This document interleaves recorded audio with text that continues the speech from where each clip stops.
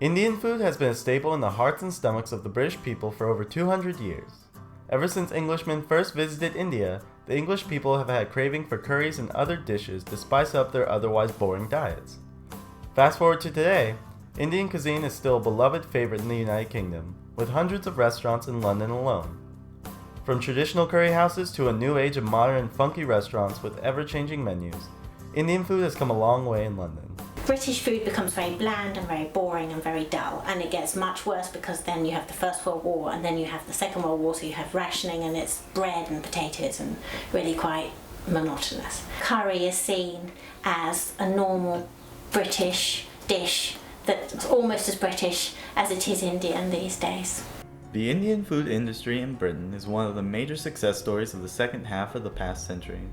It is one of the biggest industries in the United Kingdom, worth a reported $5 billion a year and including 15,000 Indian restaurants. So Indians right from the beginning got into the restaurant trade and quite often, once they'd collected enough money, they might buy themselves their own little cafe and try to set up for themselves. And after the Second World War, there were quite a lot of bombed out fish and chip shops going and kind of old cafes that were run down.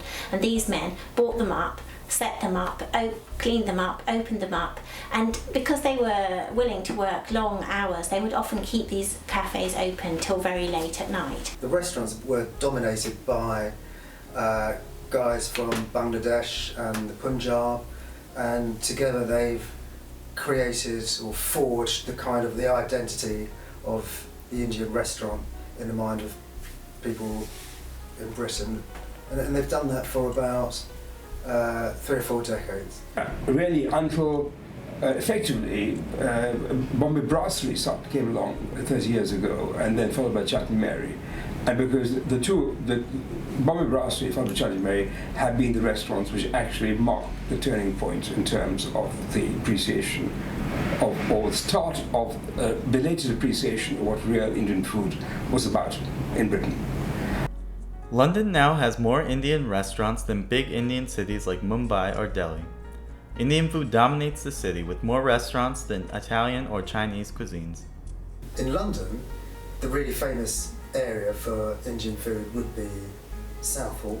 I'd say Southall first, and then places like Brick Lane, Tooting, Wembley is an area with Gujarati people, Southall generally Punjabi, Brick Lane, Bangladeshi. So lots of the chefs, the managers, the staff, the cooks who have come from India, they always have contributed something to an Indian food here. Literally, Indian food is like an Indian ambassador because, to my knowledge, spices are addiction, and lots in Britain as far as I know. Surprisingly, chicken tikka masala, one of the most popular Indian dishes in the world, was actually invented here in the United Kingdom.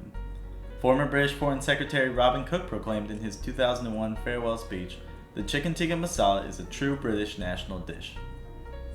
Chicken tikka masala, that's one of those dishes which has its own mythology now.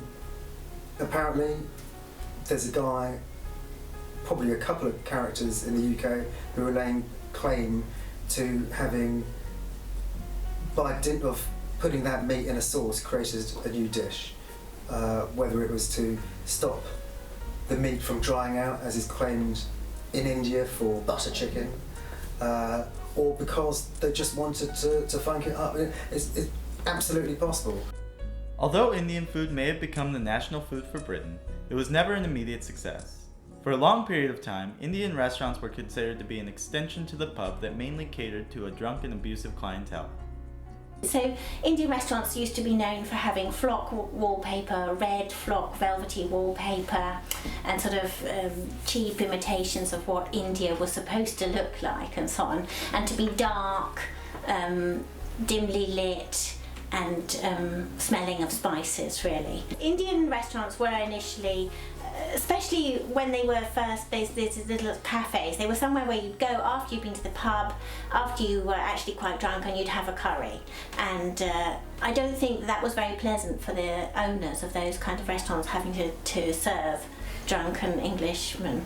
So that was a kind of a bad side to the Indian restaurant story. So in a sense, I think Indian food, as loved as it is, could be, I don't think it necessarily gets the same regard as possibly Italian, French, those guys. There's kind of a little bit of taking it a little bit for granted. However, in recent years, modern Indian cuisine has left behind the traditional curry house image of sticky carpets and flowery peeling wallpaper and moved more towards fine dining. The restaurant scene in London is now being dominated by these increasingly modern restaurants. There are a number of Michelin-style restaurants, but also a much more almost funky, more almost corporate idea of the restaurant chain. So there are one popular brand at the moment is Dishoom. The name is just funkier. It's based on the Indian movie sound of a blow, a punch, that kind of dishum kind of sound effect. There's another restaurant which is called Gymkhana, so that taps into a British Indian heritage thing there. So it's just getting a livelier image than the boring old staid names of the past. And if you go into these places, you'll find that some of these restaurants look absolutely magnificent. They're little theatres of dining in themselves, whereas the new Dishoom-like chain, much more funky, a little sort of representation of, it's very, very stylised. They've got a big gang of people working hard behind the scenes on publicity, design, menu creation, rebranding of typical dishes, giving them a new name, giving them a new twist. And so I think that's a big market for Indian food, because there is a big demand. This is an industry which is worth, it's in the billions. There's a lot of people involved behind the scenes in waiting, cooking.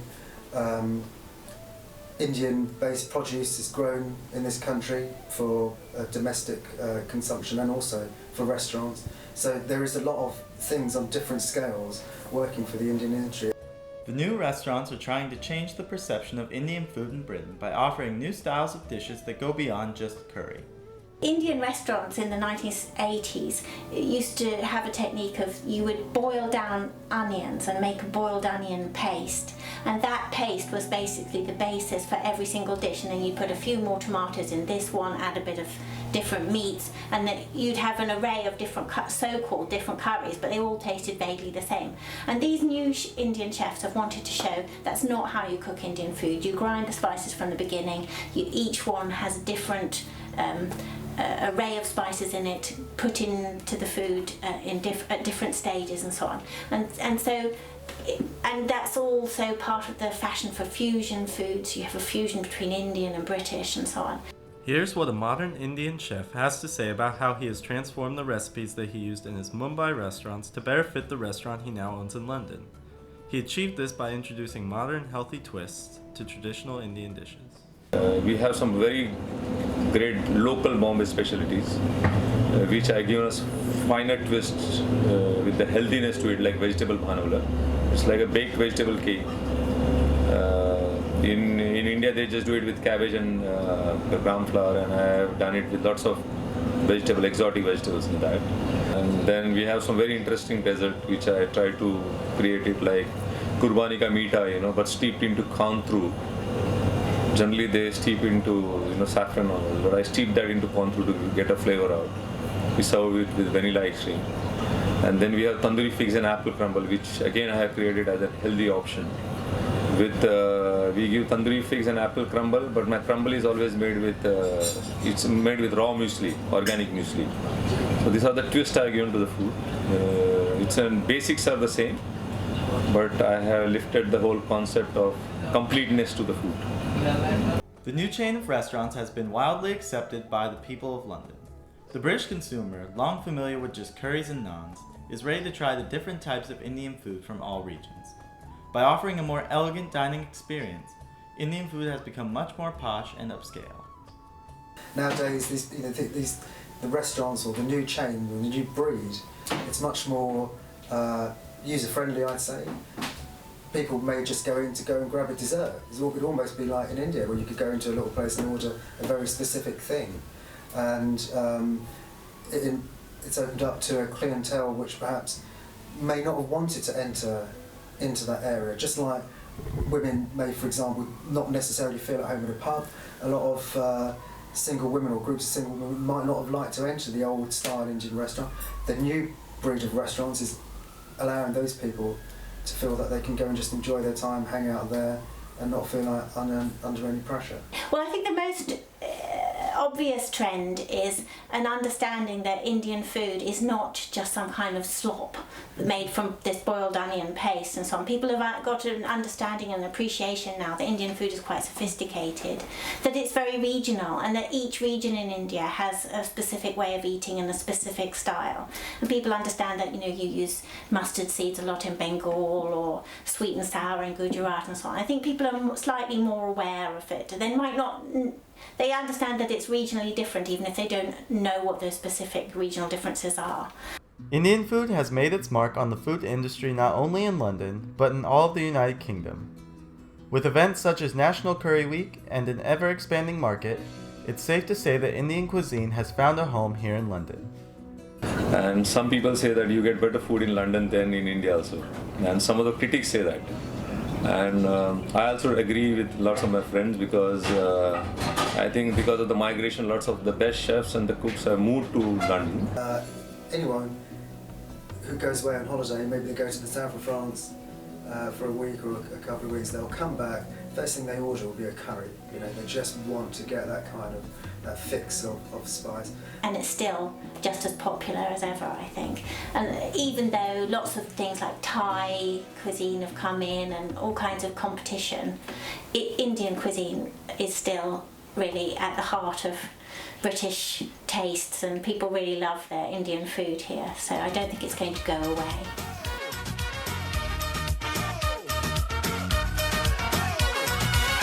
में पुदीना देखा नाका नागिना देखा चिकनी चमेली देखी चिकना कमीना देखा चांदनी चिडर होके चीट किया तो सारे तारे बोले गिली गिली अक्खा